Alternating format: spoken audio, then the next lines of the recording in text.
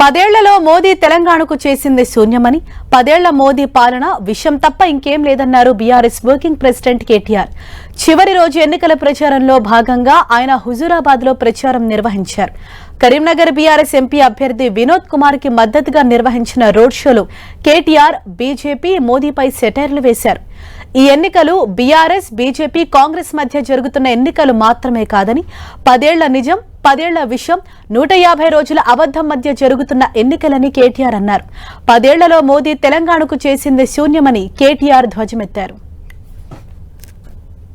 ఇవాళ పార్లమెంట్ ఎన్నికల్లో కరీంనగర్ లో పోటీ ఎవరెవరి మధ్య జరుగుతున్నదో ఒక్కసారి ఆలోచించండి. 10 ఏళ్ల నిజం కేసీఆర్ పాలన, 10 ఏళ్ల నిజం కేసీఆర్ పాలన, 10 ఏళ్ల విషం బీజేపీ పాలన, 150 రోజుల అబద్ధం రేవంత్ రెడ్డి పాలన.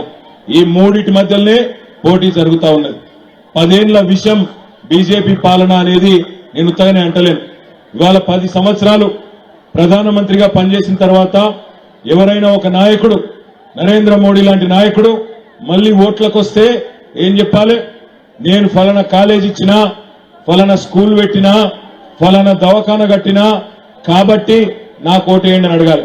ఫలానా జాతీయ రహదారి ఇచ్చినా, మీ హుజూరాబాద్ కు ఈ మంచి పని చేసిన, రైతులకు ఇచ్చేసిన, దళితులకు ఇచ్చేసిన, గిరిజనులకు ఇచ్చేసిన, బీసీలకు ఇచ్చేసిన అని చెప్పాలి. కానీ ఒక్కటంటే ఒక్క పని కూడా ఇవాళ ఈ 10 ఏళ్లలో నరేంద్ర మోడీ ప్రభుత్వం